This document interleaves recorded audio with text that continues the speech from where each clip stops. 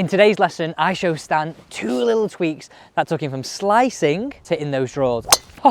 Whoa. That's 2 for 2 draws. I'm stunned, stunned. From That's a slicer. brilliant. And was an extra bonus here, he hit it a lot further. Now, this is interesting, isn't it? All the top pros make it look so effortless, make it look so natural. You can too, following these 2 pieces of advice. Stan, what a shot. Thank you very much. That little baby draw. Little draw.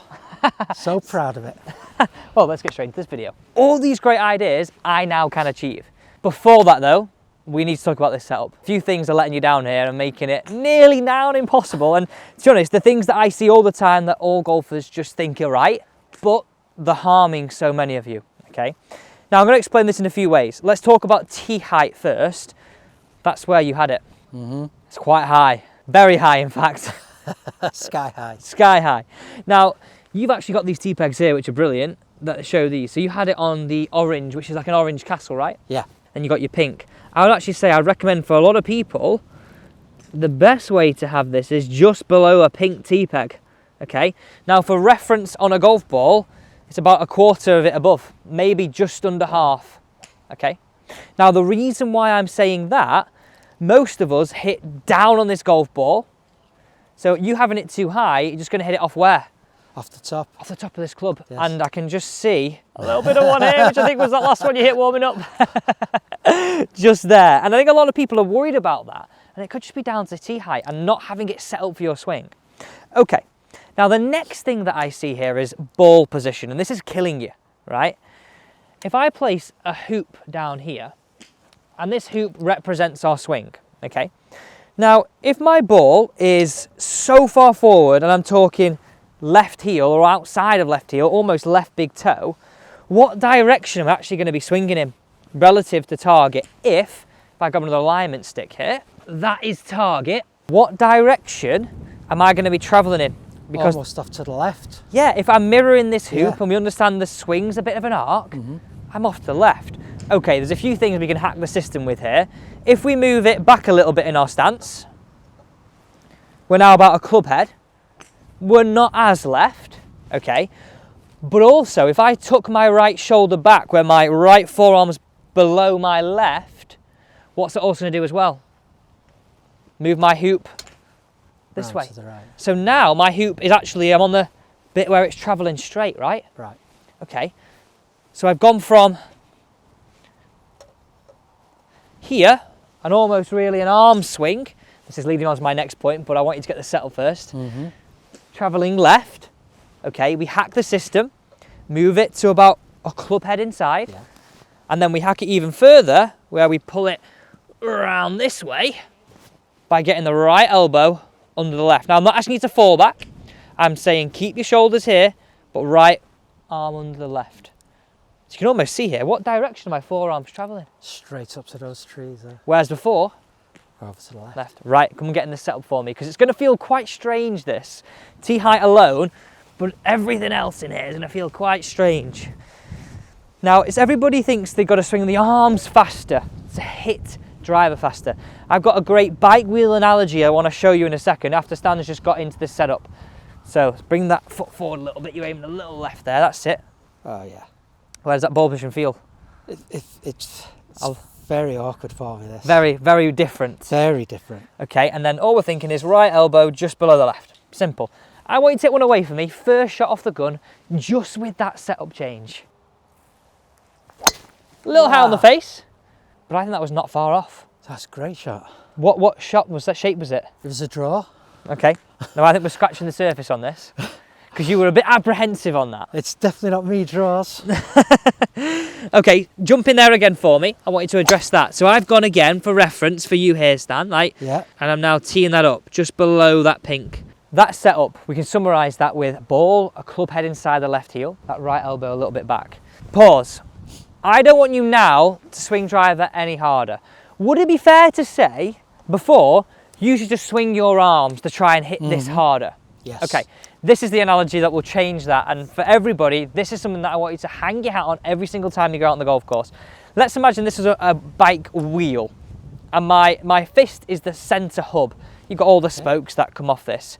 How fast does the hub turn relative to the wheel? It's slow. And then this is quite quick. fast Okay. outside. Whereas what we do, everybody in the golf swing, we try and turn the wheel really quick and don't turn this bit.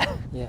So I want you to really hang your hat on this so much, because I want you to realise turning the body better and almost feel that the hands are passive, or the arms are quite passive, allows us to generate better speed. But it also allows you to access all these points.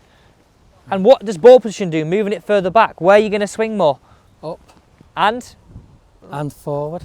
a little bit more inside. Yeah. So we won't Oh, necessarily swing definitely, as yeah. up, but we're going to get way more inside. Everybody, think of that. You turn your hub slowly. Actually, woof, this turns really, really quick. Really quick. To get that sensation, all I want you to do is feel you keep the elbows the same distance apart. Because if you think about that logically, what's going to happen if you keep the elbows the same distance? You've got to turn your chest to do it. Simple as that. Simple as that. Right, so we've got a slightly different ball position here. It's a bit further back. So that's going to allow you to access more of that inside arc rather than always swinging left. Whoa. That's 2 for 2 draws from That's a slicer. brilliant. Look at the data here. You even close the face a little too much, Uh-huh. but 2.3 into out. I'm not bothered. For someone who used to slice it, hit it weak, I'm not too bothered about that face being too closed, No. because it's different. You've got to get used to it. That is, and as I say, my natural, I'm closing the face on my grip a little bit anyway. Right, let's hit one more. The setup and understanding that don't swing the arms hard. Swinging the arms hard and swinging the outside of the hub makes you swing over the top. Even if you have these great ideas, you can't do it. So you've got to think of this. The inside controls the outside of the hub, not the outside of the hub, your arms controlling the inside, your body. What a strike. Wow. Just a bit of a push, but that's probably, oh, what did that feel like? That felt really good, that. I'm stunned, stunned. So what are you going to take from this lesson here? How are you going to get that set up every time? Inside, inside more than I'd bring the Yeah. ball. Elbows closer together. Yeah. And as I swing back, keep those elbows and turn in my body. And then when you come back through, swing through, trying to bring your chest right through the other side. Perfect, so it's simple, that, isn't it? Very simple. Can I give you a little hack to make sure you get that ball position every time? Go on. Right, if I take this here, this is for everybody, because I don't want you second guessing yourself. There's nothing worse, is there? Uh-huh. So would it be fair to say about a shoe width is about the size of a club head? Yeah. Roughly.